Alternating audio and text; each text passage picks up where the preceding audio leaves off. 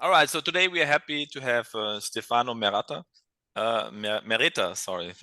from Leipzig, and he'll talk about the fundamental theorem of tropical differential algebra over non-trivially valued fields. Thank you, and hi everybody. Thank you for the invitation. So this talk is going to be very much tropical, also differential, but also very much tropical. So I already tell you, ask as many questions as you want, because maybe I don't know how much the people here are like into tropical mathematics. So the main aim here of tropical differential algebra in general is to come up with tropical methods to solve differential equations, you can say, and maybe not to solve them, but at least to give important informations about the structure of the solutions, the classical solutions, or how much this would, about the convergence radius of these solutions and so on.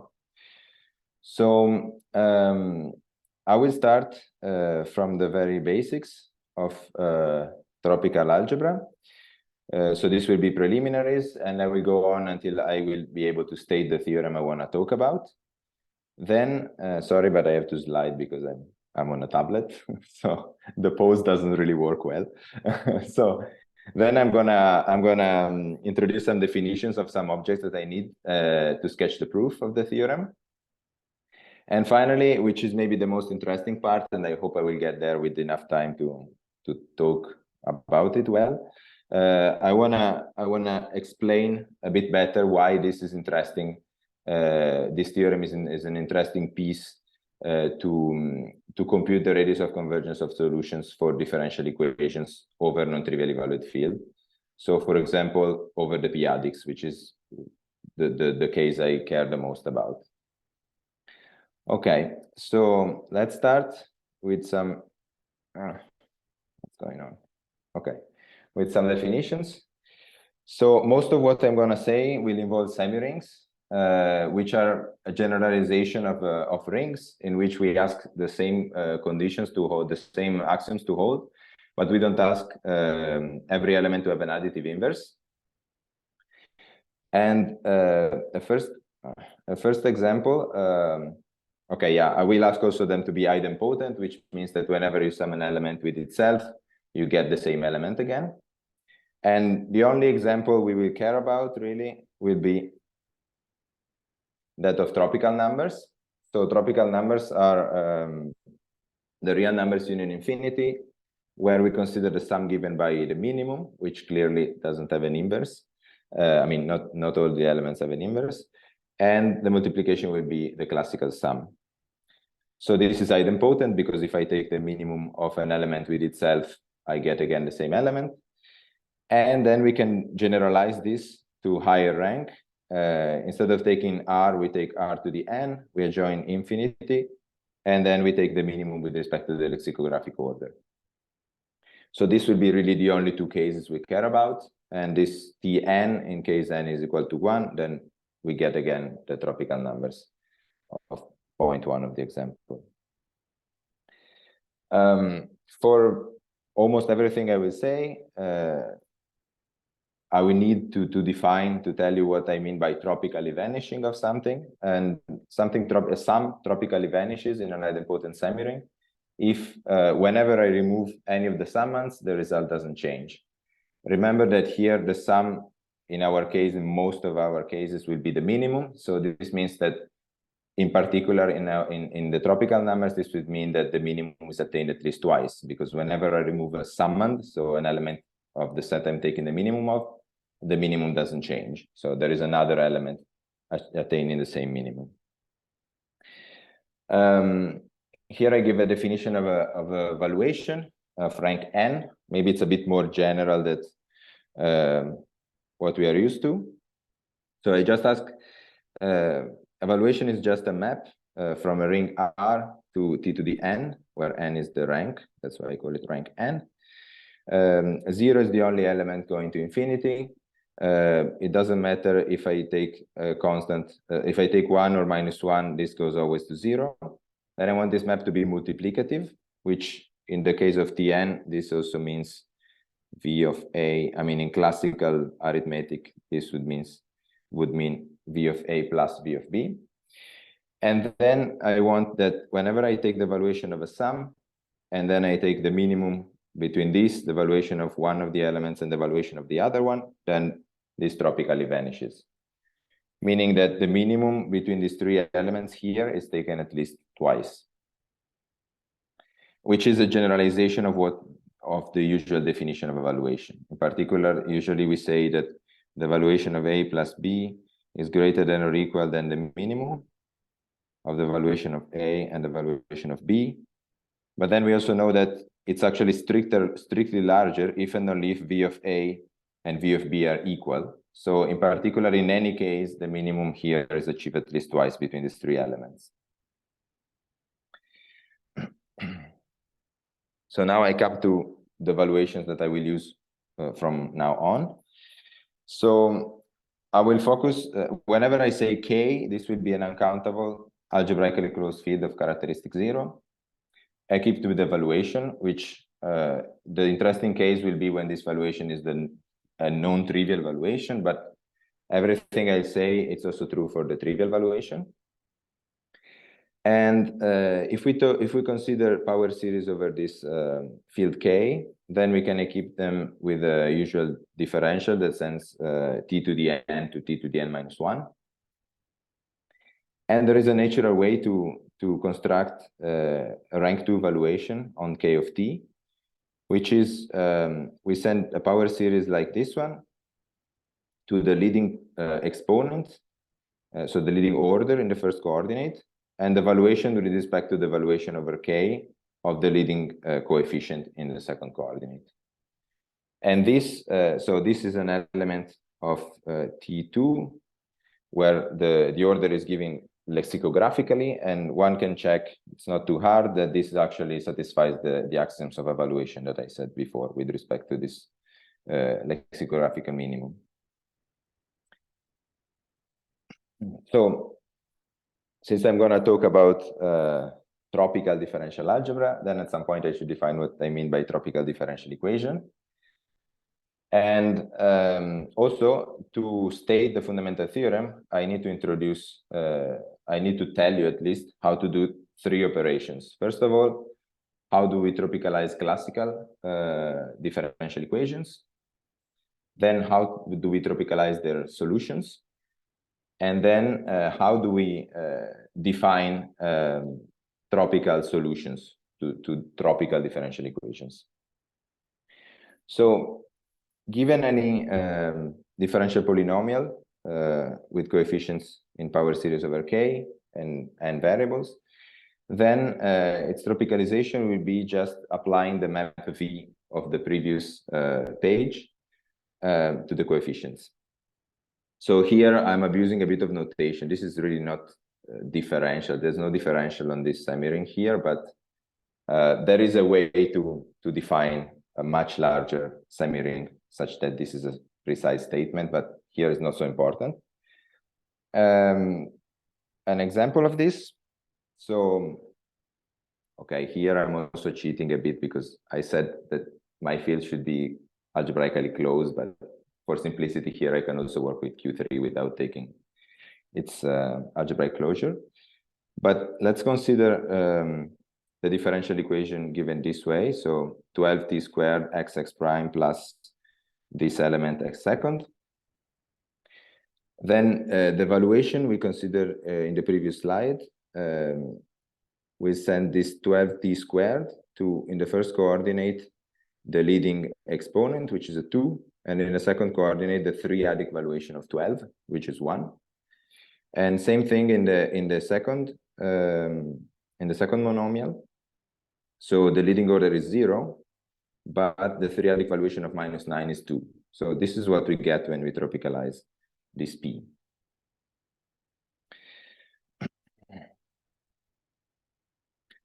Okay, so now we know how to tropicalize equations. And yeah, whenever I will say a tropical differential equation, in this case, I will really mean the tropicalization of a differential polynomial. now we introduce a bit of machinery here of differential semirings in order to know how to tropicalize the solutions of such equations.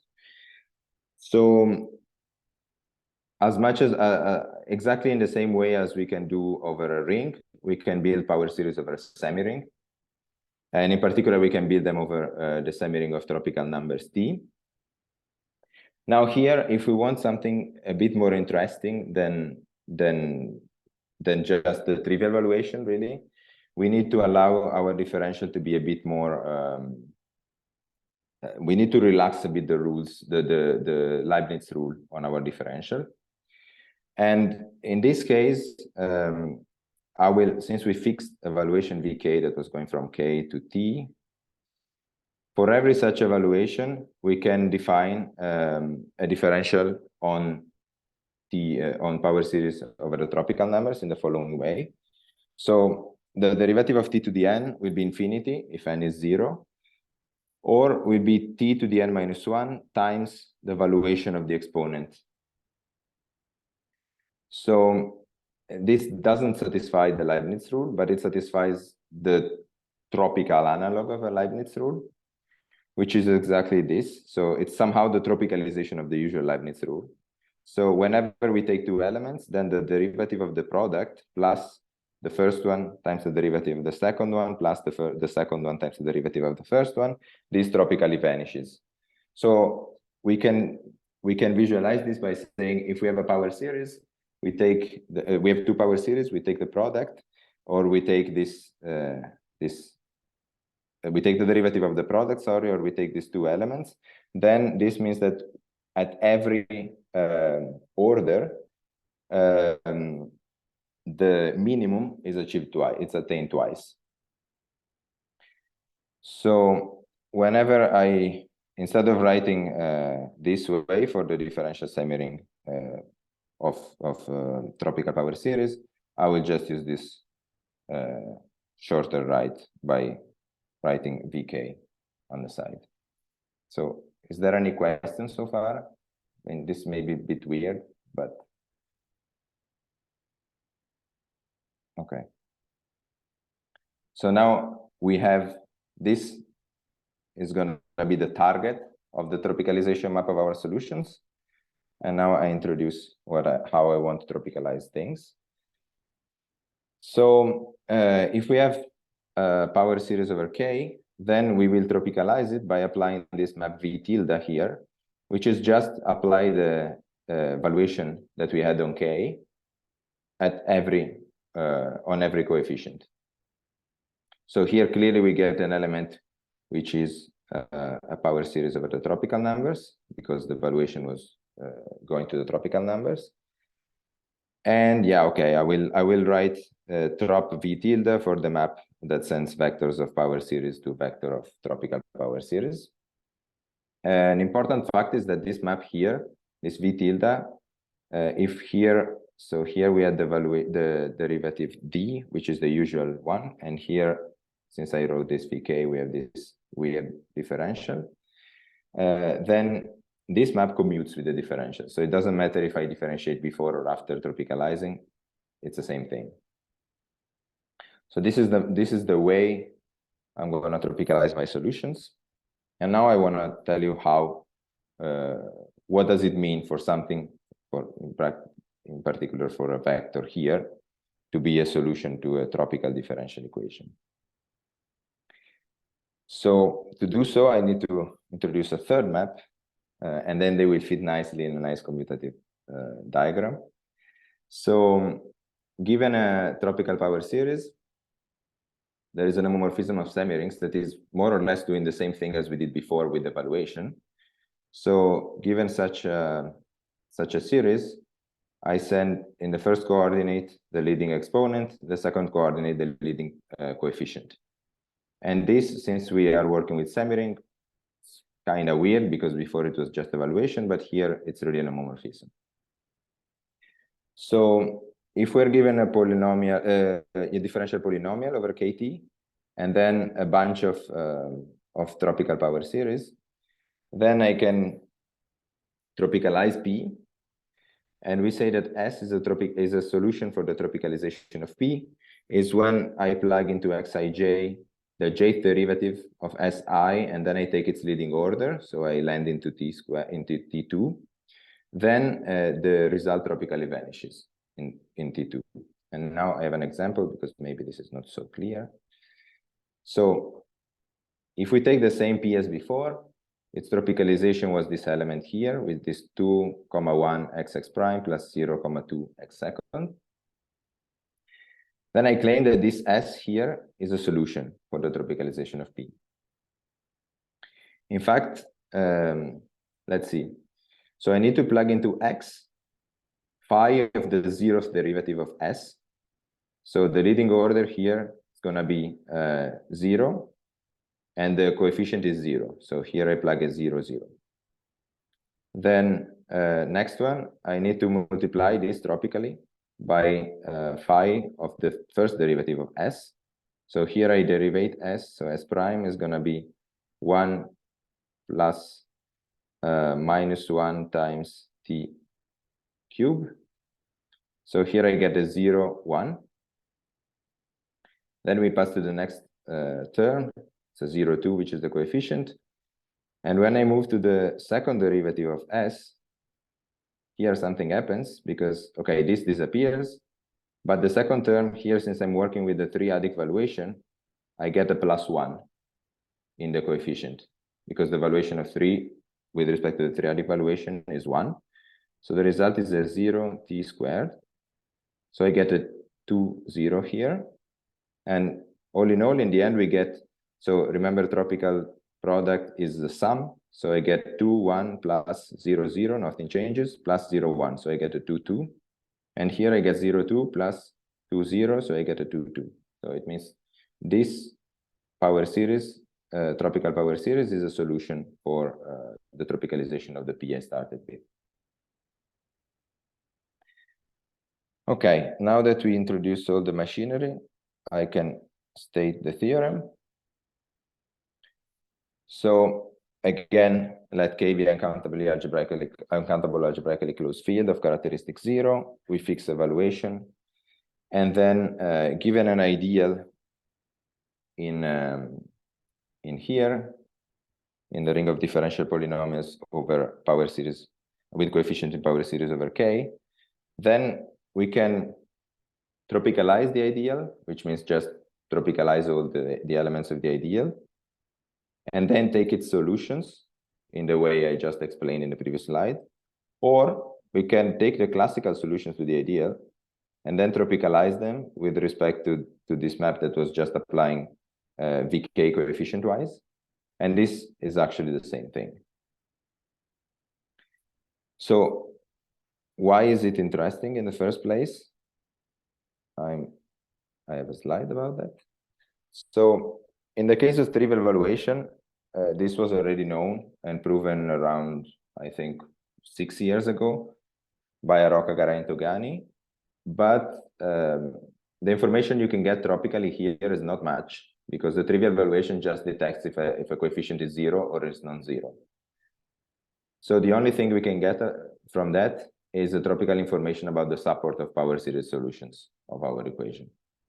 So which might be interesting, but not so much.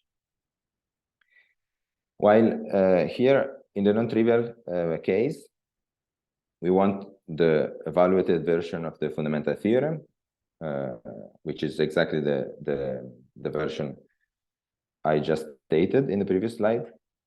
And in this case, since we have equality between the tropicalization of the solutions and the tropical solutions, if we are able to compute the tropical solutions without knowing the classical one, since over non-Archimedean field, the convergence of a series is just given by the valuation of the coefficients of the series, then we can really compute and look at convergence of the classical solutions by looking at the convergence in some way of the tropical solutions. Because these are really the solutions of the valuations of the coefficients, or, sorry, the series of this valuation of the coefficients of the classical solutions. This is going to be very clear in the last slides. And next thing, I mean, this is very much looking forward, but in the theory of p-adic differential equations, the convergence radius function of solutions is it depends on the distance from the expansion point, and it's a piecewise linear function in the norm of the expansion point. I mean, the distance from the expansion point. And so far, we cannot really move the expansion point around, but the aim would be to tropically find a way to move the expansion point and to find to compute this piecewise linear function using tropical methods. Okay, so if there are no questions, then I get to the next section in which I introduce a bit of machinery to sketch the proof of the theorem. I have a quick question. Yes. So if I remember correctly, the fundamental theorem of tropical geometry, the regular one, it's like some intersection of hypersurfaces over F in the tropical basis or something. How Yes. come your thing doesn't have like how come you don't have like an intersection in your thing? Okay, so I mean, what you're saying is true, but it's not exactly the fundamental theorem. So it's something more. So in the classical case, you can prove that you always have such a set, as you say, that is called a tropical basis. Such I mean, a set of elements in your ideal such that their the intersection of the tropical varieties cut out by their tropicalization is really the variety of the tropical variety attached to your ideal. In general, the fundamental theorem would be something like the tropicalization of the variety of I is the same as something that maybe we can call V-trop of the tropicalization of I, something like this. And then, I mean, a set is called a tropical basis, really, if you have that this is also equal to V over F in some family of V-trop of this of the tropicalization of these elements. And actually, this is a very, very, very important thing for making everything tropical effective, because if I don't have a finite number of elements, then it's very hard. I'm going to compute anything at all. I'm going to come back exactly to this point. The existence of some notion of differential tropical differential basis or differential tropical basis, I don't know how to call it in this context. I mean, it seems much harder than it is in the classical case, because if one just takes the definition and makes the stupid the straightforward generalization, then there are counterexamples that this is not always finite. Okay. So, but I'm going to come back to this in the last two slides, I think. Okay. So here I'm going to get a bit more in details, but a bit more differential algebraic as well. So maybe you know more than me in this section, to be honest. So we fix k, v, v tilde, phi, and I as above. So just to, I don't know why I didn't put it in the previous slides, but just to make a bit clearer, maybe, what I said before, we had power series over k, then we had this valuation, which was this rank 2 valuation to T2, then we were tropicalizing the solutions by sending them to T of T here, and then we had this map phi. And this triangle commutes, and it's actually the datum, all this thing is the datum we need in order to state a fundamental theorem of any sort in the differential setting. While in the classical setting, we just need the valuation here. Okay. So by standard differential algebra knowledge, we know that given a differential ideal, we can find a finite number of elements in the ideal such that the solutions to this ideal are the intersection of the solutions to the single equations given by the F1 Fs. And then I define this sequence indexed by the number of polynomials and by the order of derivation, which is, I take the R derivative of each one of these F1, Fs, and then I set T to be 0. So now I get a family of polynomials that live in a polynomial ring in countably many variables, but where the coefficients are just in K. There's no more T involved. And then I call A infinity the variety cut out of solutions to these polynomials, and this will be vectors of sequences with entries in K.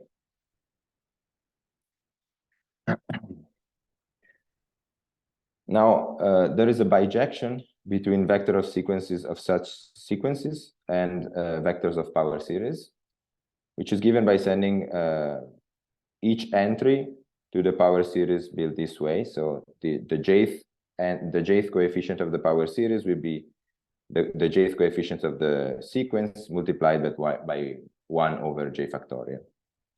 And this is actually a bijection, and the inverse is given by, if I have an A that lives in K of T, then I send this to the jth derivative of A, and then I set T equals 0, and I recover the sequence I started from.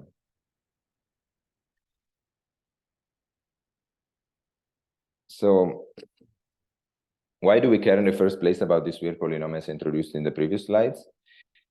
Because if I take a differential polynomial and a vector of sequences in K, then applying this phi to A, I get a vector of power series, which I can plug into my differential polynomial, and I get another power series. And the coefficients of this resulting power series are given by some inverse of a factorial times exactly our polynomials of before, valued in A. So this tells us that, and it's also easy to see that the converse is true. So this tells us that the solutions to the ideal I started from, are the same as applying this map psi to all the points that are in this A infinity. Because in that case, I have all these things here vanish. And so the entire thing vanishes, and I'm happy, I have a solution. So very interesting what I said so far, but we need to deal with like vectors of infinite vectors. So maybe it's better if I truncate somewhere. And that's exactly what I'm saying in this slide. So we let this nm to be the smallest natural number, such that whenever I take the derivatives that define my FLR up to m, the order is bounded by nm. So I could also write it. I mean, this nm can be written in terms of m and in terms of the highest order appearing in the F1, Fs. But I don't really care about defining it precisely. So anyway, if I bound myself to taking derivative up to m, then my polynomials, big F, really lives in a honest polynomial ring over K. And I can define their variety, which I will call AM. So it's not so hard to see that A infinity is actually the inverse limit of the AM, where the system is taken with respect to the maps that sends, I mean, if M prime is larger than M, or actually greater than or equal to, then I have a projection phi M prime M that goes from AM prime to AM. So this gives me a system, and A infinity is the inverse limit over this system. Okay, so far I didn't say anything tropical, but now I want to, I don't only want to look for solutions, but I want to look for solutions that tropicalize to certain tropical power series. Because the hard part of the fundamental theorem is not to see that the classical solutions tropicalize to the tropical solutions, but to see that every tropical solution can be lifted back to a classical solution. So, okay, this is a bit technical, but if I'm given a vector of tropical power series and a natural number, then I can write my S, every entry of my S as a power series with some coefficientCij's. And then this V infinity S will be just a set of vectors of sequences such that whenever I tropicalize them, so I apply Vk to the entries, I get the coefficients of Si plus a correction term that will be clear in 1 or 2 slides why it's there. And similarly, I do the same things with the truncated version. So instead of having vectors of sequences, I will have vectors of vectors. So like kind of a matrix. Now I can intersect the objects I got before with these fibers of the tropicalization. So I will denote AM as Vk, the intersection of AM with this Vm, and A infinity as Vk, the same thing for the infinity case. So this set here on the right will be the classical solutions that tropicalize to the S I chose. So this might be as well be empty, but we will see that for sure if S is a tropical solution, this won't be empty, which is the main thing to prove in the fundamental theorem. Okay. So yeah, as before, we have the A infinity SVK is the inverse limit of the truncated ones. And as I just said, S is a tropical solution. So it's a solution, sorry, here. Yeah, okay, no, this is okay. S is a tropicalization, sorry, of a classical solution. If and only if this set A infinity SVK is non-empty. Because this set, again, is the set of solutions that tropicalize to my S. So the hard thing will be to prove that if I take an S, which is in sol trop instead of I, then I will actually find an element in here that tropicalizes to S.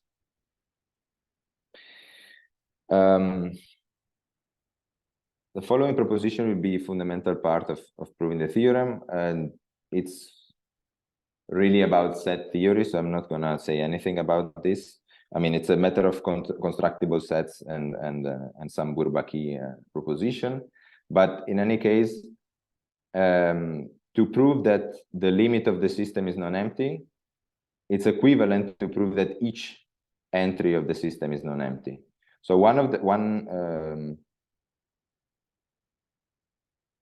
this arrow is obvious, but this arrow is completely non-trivial and it has to be proven.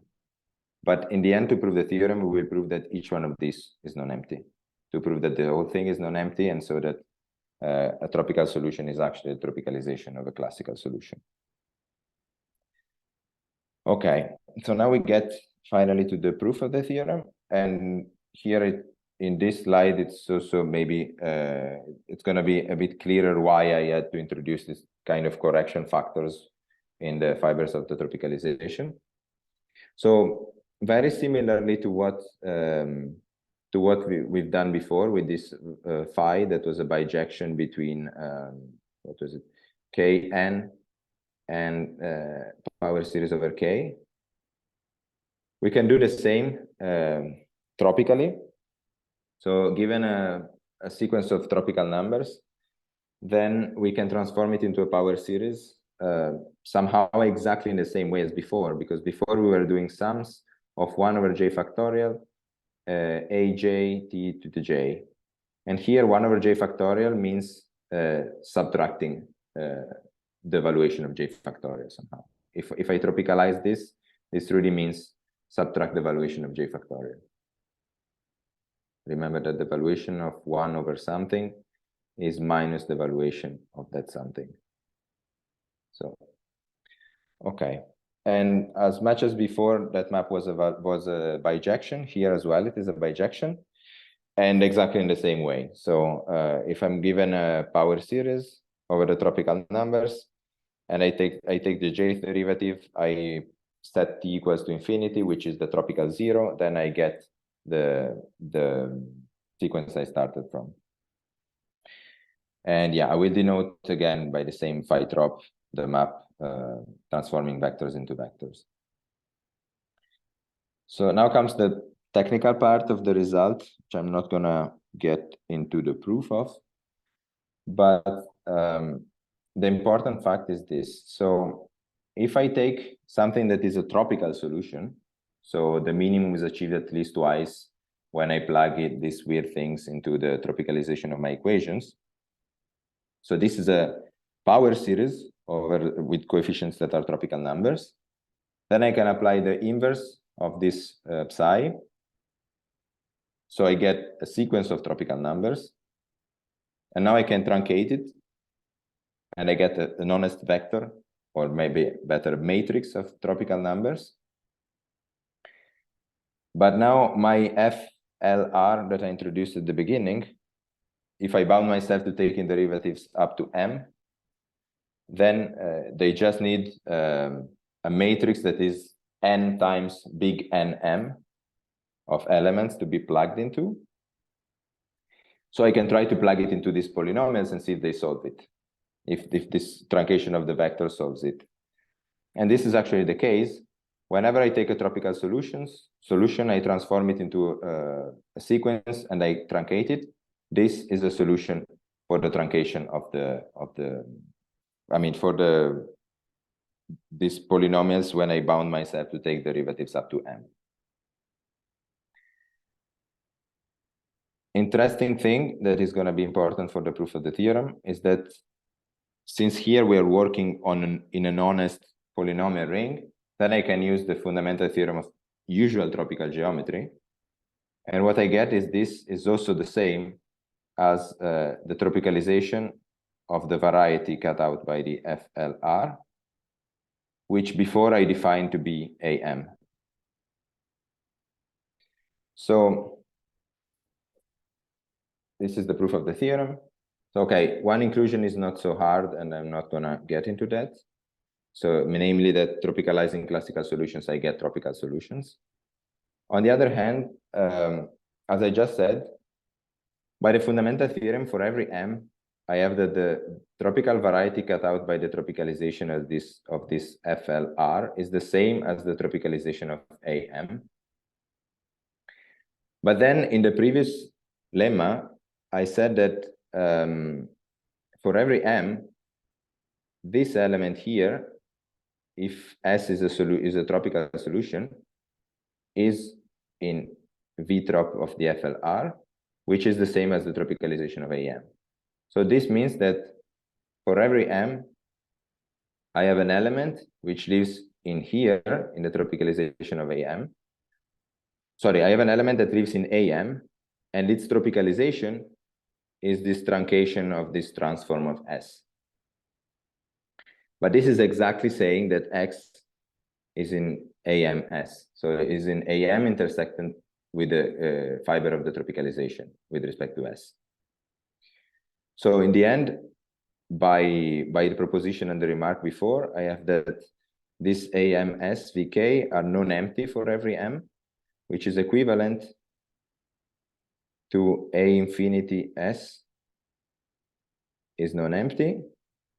But from the remark, this was equivalent to say that S is the tropicalization of a classical solution. So in the end, I have that everything that is a tropical solution can be lifted up to a classical solution.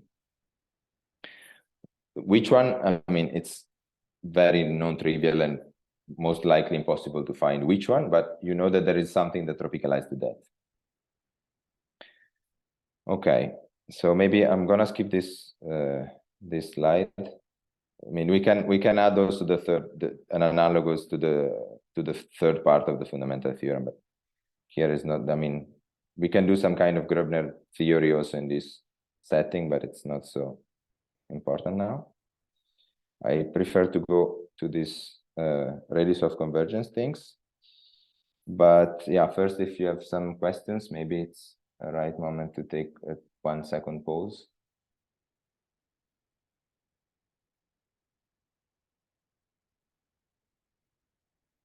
Okay.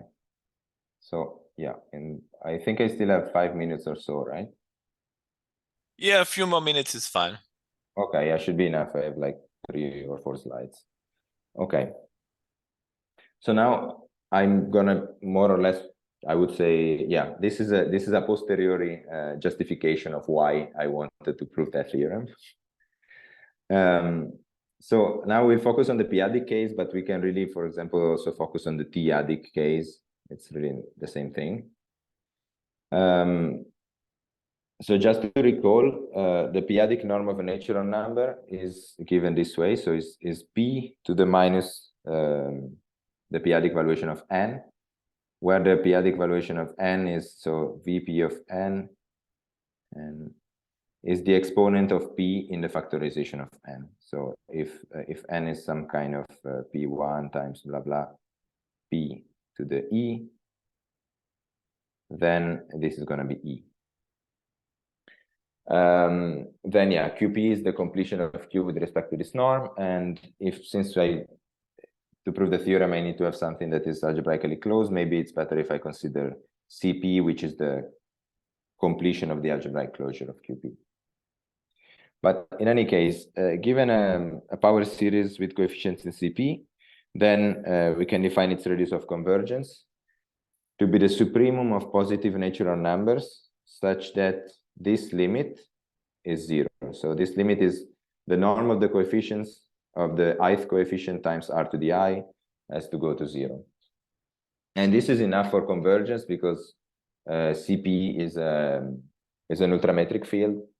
So if the nth coefficient of a power series goes to 0, then this is equivalent to say that the series converges. Okay, so this is the p-adic setting. And now I'm going to show you that we can really get the same information tropically, modulo being able to compute the tropical solutions, which is non-trivial. So if we are given a power series over the tropical numbers, then I can define the p-adic radius of convergence. But here again, I could put anything adic. I can put any constant here. But here I just define it to be the limit of p to the minus ith coefficient times r to the I, and then I take the supremum over the r that makes this go to 0.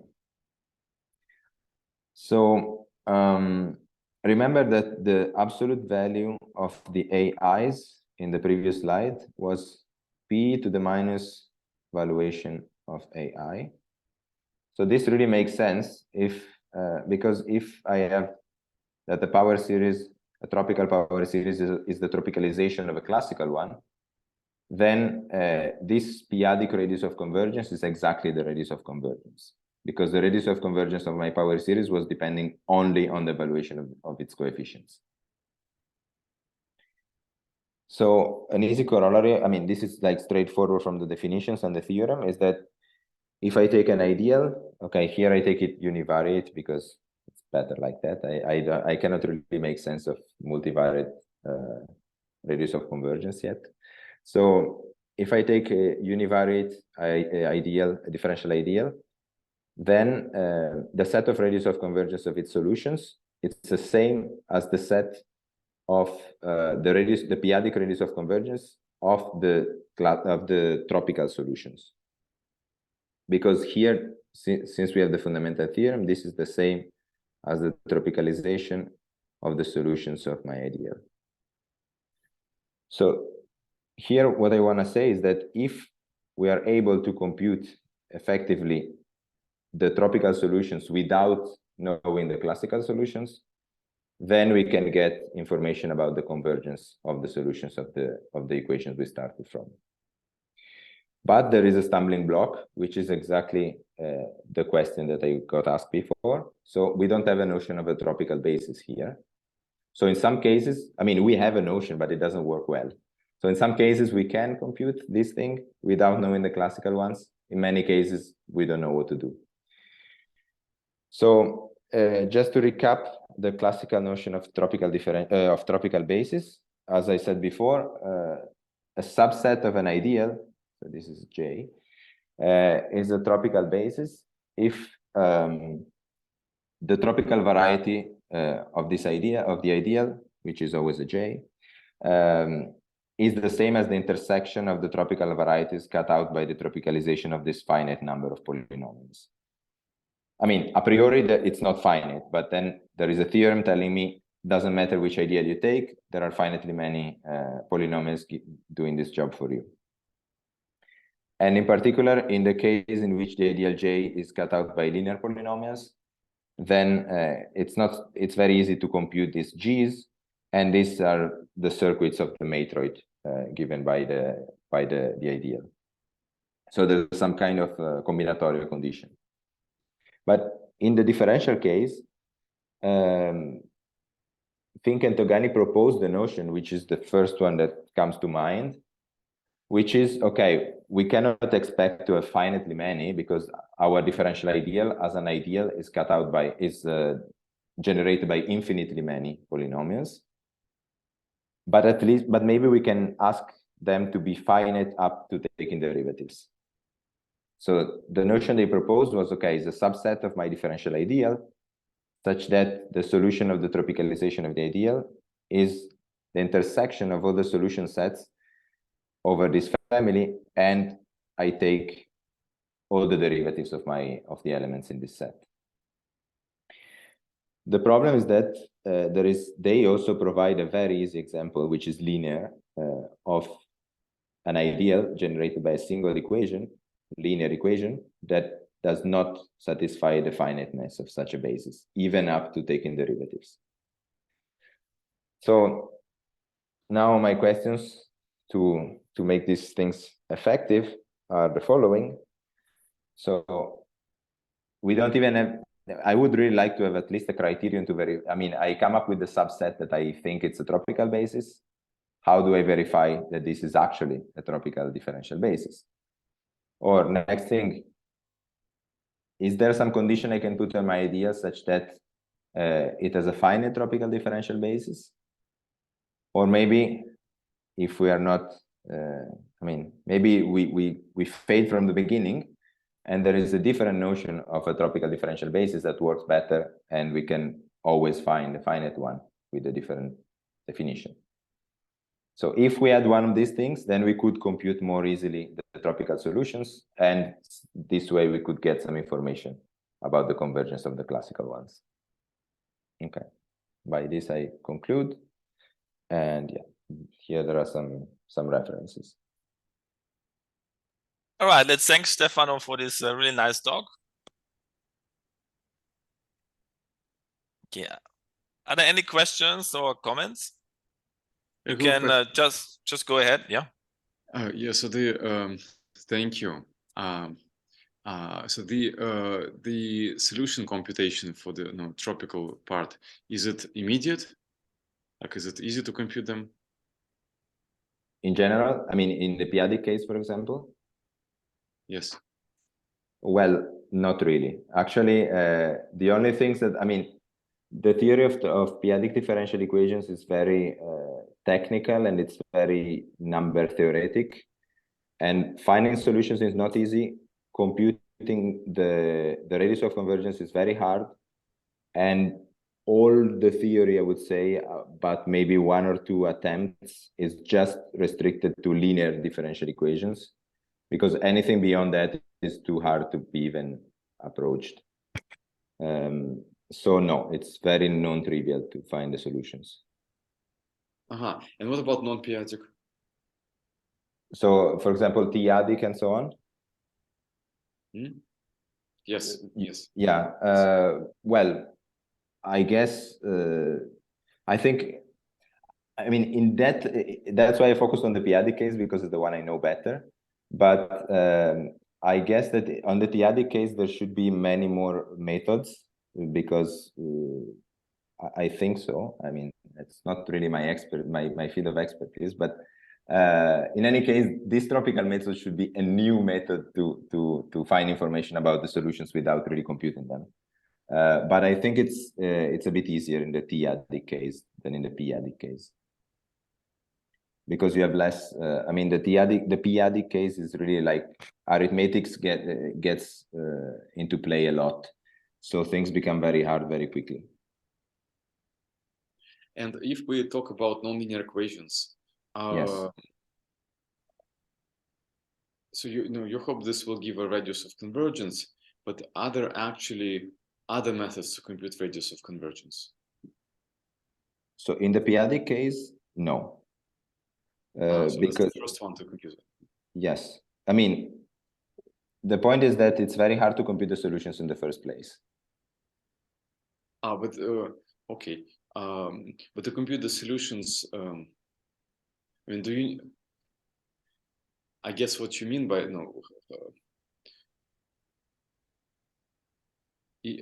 can you do that without? Can you find the radius without computing the solution?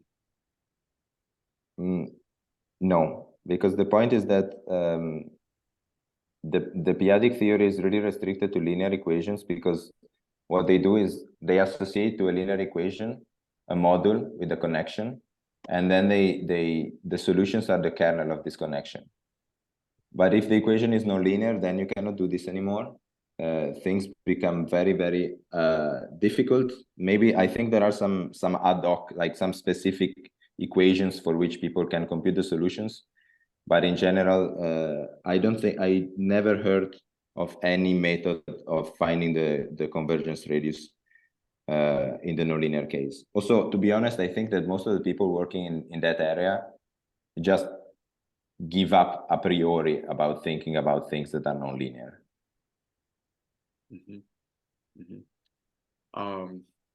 What I meant is that a differential equation itself is a nice way of representing solutions, encoding solutions. But yes, indeed, it doesn't give you immediate information about the radius of convergence. So maybe you don't need anything better than the differential equation itself to represent solutions. But this extra information would be nice. Yes. So yeah, maybe, but I don't know, honestly. And I don't think, I mean, I'm pretty sure that there is no way to find the radius of convergence just by looking at the equation. I mean, there are no p-adic methods to do so. But is it decidable? What do we know about that? Okay, this is a good question that I would actually ask to you, maybe. Because this is the things that I really don't know, and I think it would be very interesting and important to know, because all these questions of this decidability and so on are like, you know, are these things in differential algebra that I don't know very well, and I wish I knew better, because I guess it would be very important to know. So yes, but I mean, as far as I read and I talk with people in the p-adic world, they never pose themselves a question of, is this decidable or not? So I don't know if this is because they focus on linear equations, so maybe there it's always decidable, or if they don't care, or if they didn't think about it. I don't know. I found that there is a very how could I say, like, they treat differential equations, but they completely go on the algebraic number theoretic side, and they forget about, I mean, they don't think that there is something called differential algebra. So they really go in an opposite way. And so I think they don't pose themselves a lot of questions that people in differential algebra ask, which is a pity, because maybe it could help. I wonder in general, where are these differential equations for number theory are coming from? And so, do they appear anywhere else beyond number theory? Sorry? Do these differential equations for number theory appear anywhere else beyond number theory? Well, I know that some lately there has been some because, I mean, these equations come from the Lagrange program in practice. I mean, they're related to p-adic Galois representations, but so the first and also to rigid cohomology and so on. Like in some computations in rigid cohomology, you come up with these equations somehow, and solving them, you get some information about the finiteness of this, the finite dimensional the finite dimensionality of this cohomology.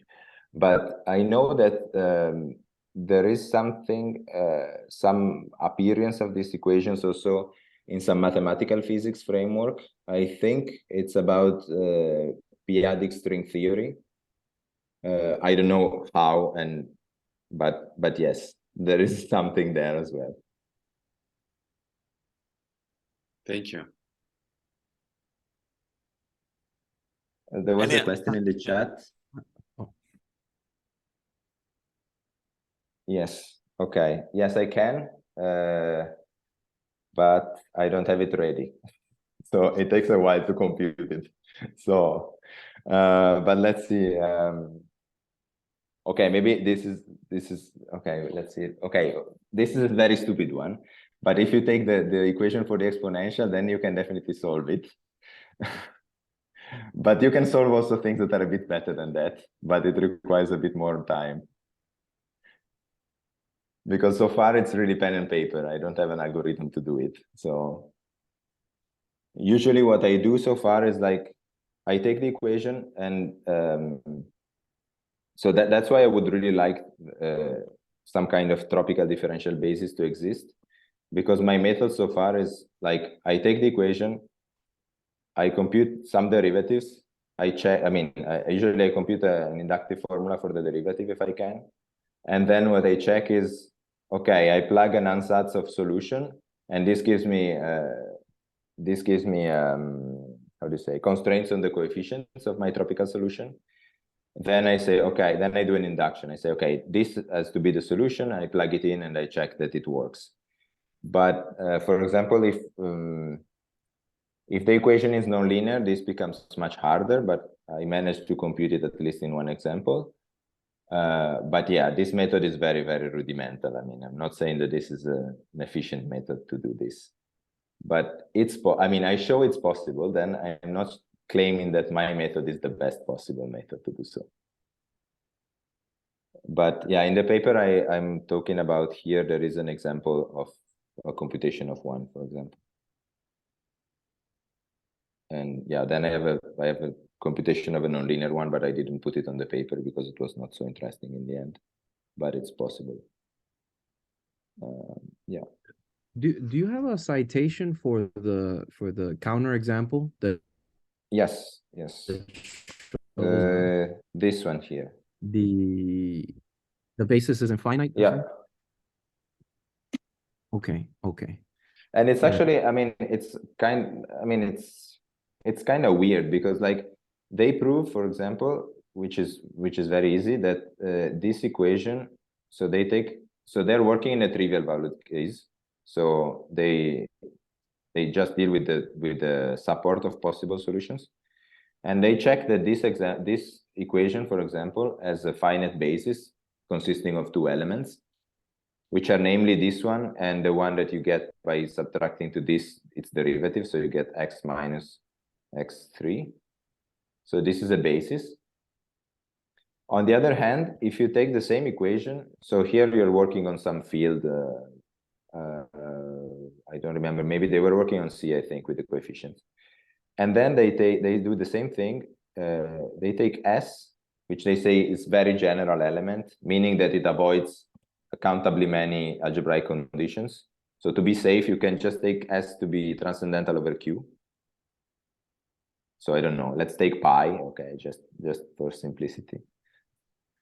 And then they take this equation here.